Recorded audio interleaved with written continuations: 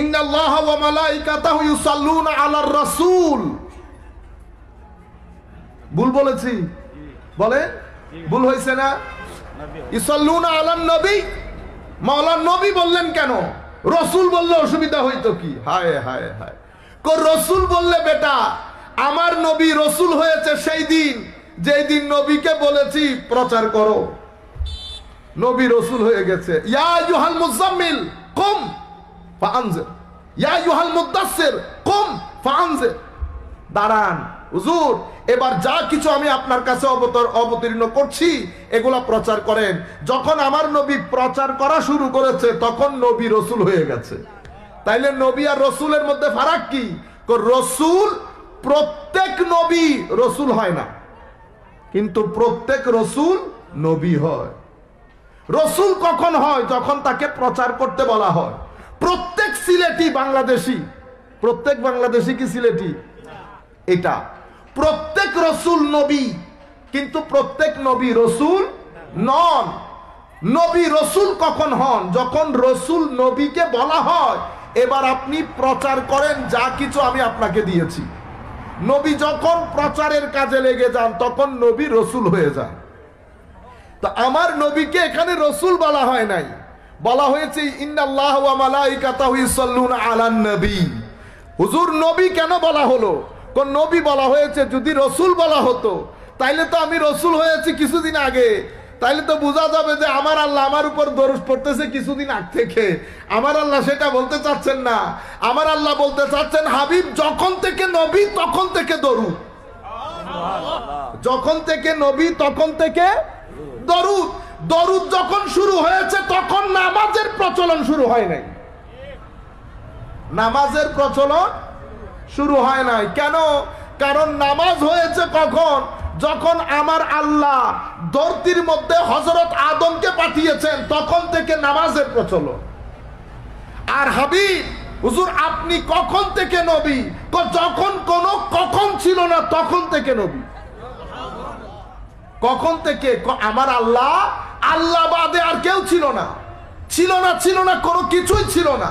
আমার আল্লাহ, আমার আল্লাহ, আমার আল্লাহ চাইলেন আমি একটু প্রকাশিত হই, আমাকে কেউ চিনুক, আমার নাম কেউ নেক, কেউ আমাকে সম্মান করুক, তাজিম করুক। যখন আমার আল্লাহ নিজের গোপনীয়তা ভেদ করে প্রকাশ হতে চাইল তখন আমার আল্লাহ আমার নবীর নূর সৃষ্টি করলো। আমার নবী কি বলেছেন? আমার নবী বলেছেন, যখন জিজ্ঞেস করা হয়েছে হুজুর সর্বপ্রথম আল্লাহ কি সৃষ্টি করেছেন, এটা প্রত্যেক ধর্ম, প্রত্যেক দর্শন, প্রত্যেক বৈজ্ঞানিক সকলের এটা একটা বড় ইন্টারেস্টিং প্রশ্ন। প্রথম কি সৃষ্টি করা হয়েছে? বিজ্ঞানীরা বিজ্ঞানীদের মতো কথা বলে, তারাও তাদের মতো করে যেতে যেতে শেষ পর্যন্ত তারাও বলে যে পৃথিবী একসময় একটা লাইট ছিল। লাইট কি ছিল? লাইট, আলো। আর আমার নবী বলছে আউয়ালু মা খালাকাল্লাহু নূরি অথবা নূর নবিয়্যিক, তো প্রথম আল্লাহ যে জিনিসকে সৃষ্টি করেছেন সেটা তোমাদের নবীর নূর। তো যখন থেকে হুজুর তো আপনি কখন থেকে নবী? যখন, কেমনে বুঝাই তোমাদেরকে? বস তোমরা তো আদম থেকে শুরু করেছো, তো তোমরা এতটুকুন বোঝো আদম আদম হয় নাই তখন থেকে আমি নবী। বুঝতে পেরেছেন? তো দরুদ কখন থেকে? যখন থেকে নবী নবী তখন থেকে দরুদ। হুজুর কখন থেকে নবী? যখন কোনো কখন ছিল না তখন থেকে নবী। ইন্নাল্লাহা ওয়া মালাইকাতাহু ইউসাল্লুনা আলান নবী। এখন বুঝতে পেরেছেন? তাইলে একটা জিনিস হচ্ছে হুকমে ইলাহি এবং সুন্নতে ইলাহি। দ্বিতীয় যে জিনিস হুকমে ইলাহি এবং সুন্নতে ইলাহি, সেটা হচ্ছে আল্লাহর ওয়ালিদের মহব্বত। আল্লাহর ওয়ালিদের মহব্বত। আমার নবী হাদিসে পাকের মধ্যে ইরশাদ করেছেন, আমি দুইটা হাদিস আপনাদেরকে পড়ে শোনাই, একটা আপনারা শুনেছেন, একটা হয়তো আপনারা শুনেন নাই। আন আবি হুরায়রা রাদিয়াল্লাহু তাআলা আন্না রাসূলুল্লাহ সাল্লাল্লাহু আলাইহি ওয়াসাল্লাম قال, হযরত আবু হুরায়রা থেকে বর্ণিত আমার নবী ইরশাদ করেছেন, এই হাদিস আপনারা শুনেছেন, ইন্না ইজা আহাব্বাল্লাহু আবদান, আমার আল্লাহ যখন আল্লাহর সৃষ্টি জগতের কোন বান্দার প্রতি টান অনুভব করেন। কি অনুভব করেন?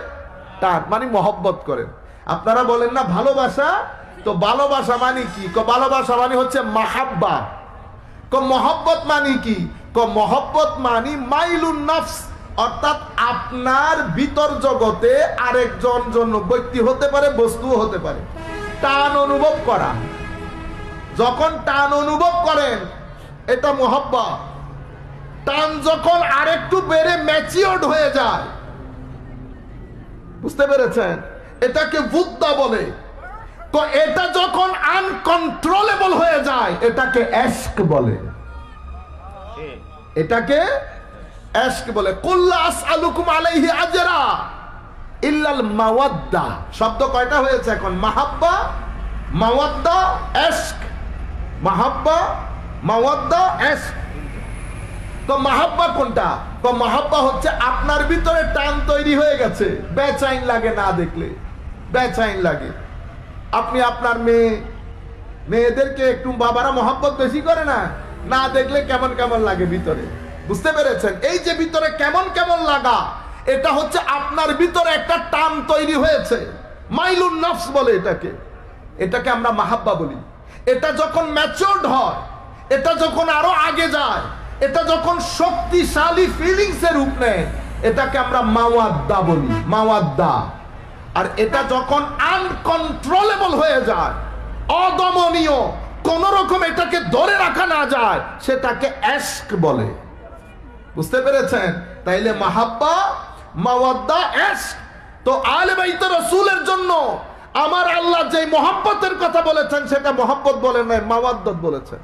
কুল লা আসআলুকুম আলাইহি আজরা ইল্লাল মাওয়াদ্দাতা ফিল কুরবা। হুজুর বলে দেন, আমি আমার দাওয়াতি কাজে তোমাদের কাছ থেকে কোনো বিনিময় চাচ্ছি না, মাওয়াদ্দা চাচ্ছি। মাওয়াদ্দা কার জন্য? আমার আলের জন্য। মাওয়াদ্দা মানে ভালোবাসা যখন শক্তিশালী ম্যাচিওরড ফিলিংস এর রূপ নেয়, এটাকে মাওয়াদ্দা বলে। আরো অনেক কথা আছে, আমরা সেদিকে যাচ্ছি না। ইজা আহাব্বাল্লাহু আবদান, আমার আল্লাহ যখন জমিনের কোন বান্দার প্রতি খুশি হয়ে যান, তার প্রতি টান অনুভব করেন। হায় হায় হায়। তো আল্লাহ টান কেন অনুভব করেন?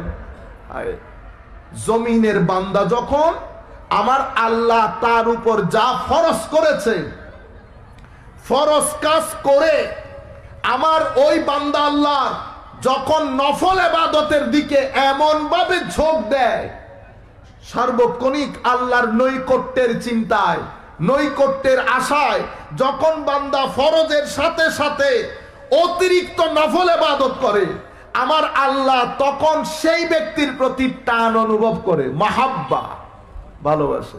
তাইলে হাদিস থেকে আমরা কি পাইলাম?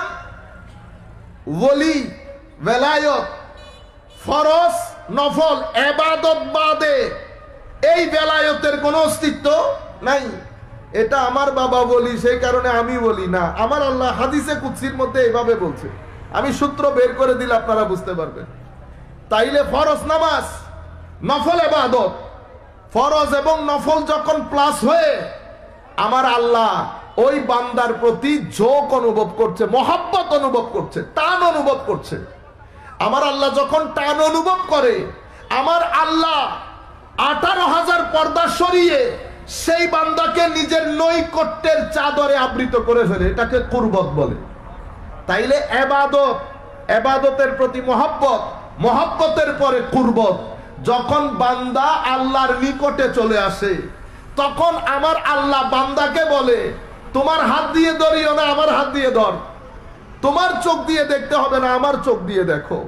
বান্দা তখন, এটা এমন কেন হয়?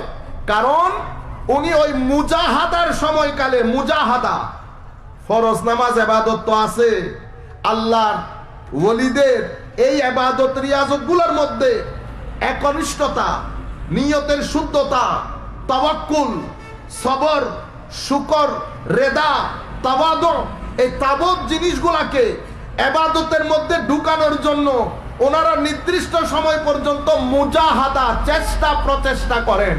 সেই চেষ্টা প্রচেষ্টাকালীন সময়ে ওনারা অতিরিক্ত রোজা রাখেন, ওনারা অতিরিক্ত জিকির করেন, অতিরিক্ত দরুদ পড়েন, অতিরিক্ত নামাজ পড়েন, তাহাজ্জুদ পড়েন, আল্লাহর সৃষ্টির খেদমত করেন, পৃথিবীর বিভিন্ন ধরনের অতিরিক্ত নাজ নিয়ামত এগুলা থেকে নিজেদেরকে দূরে রাখেন।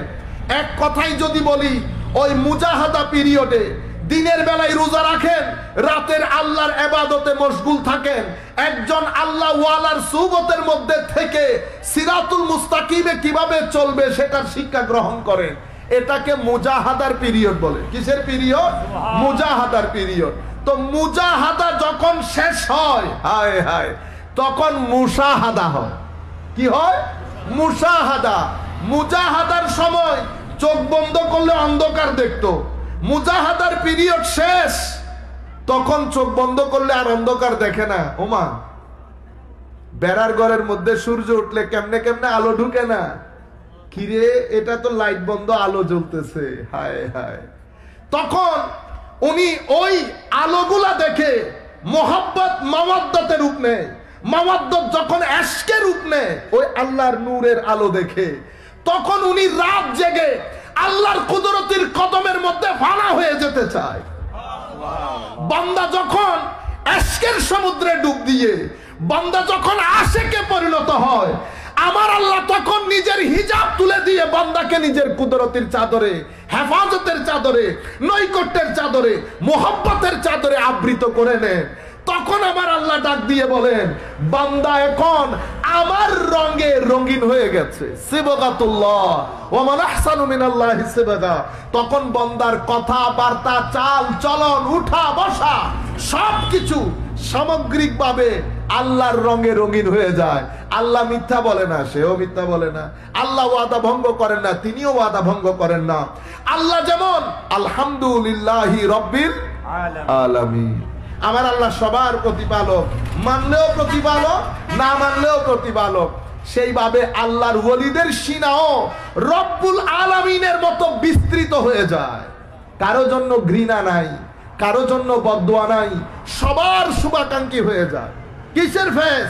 আলহামদুলিল্লাহি রাব্বিল আলামিনের ফেজ। আর রহমান আর রহিম।